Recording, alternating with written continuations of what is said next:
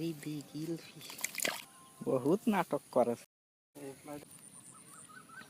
বন্ধুরা, আজকে আমরা আর একটা গর্তে কুচে মাছ বাঁধাইতে আসছি। তো বরাবরের মতো আমরা ওই কেঁচো দিছি খাবার হিসেবে। এটা আমাদের আগেই দেখা ছিল গাড়িটা, আশা করি কুচে আছে।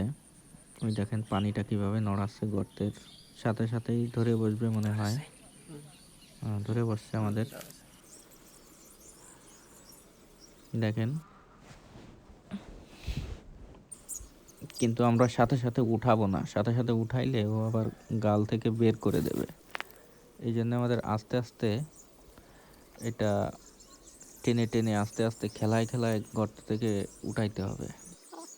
বন্ধুরা, এটা কিন্তু লিগাল ভিডিও, কেউ ফেক মনে করবেন না। যারা কুচে মাছ ধরতে জানেন তারা অবশ্যই বুঝবেন এটা আসল না নকল ভিডিও।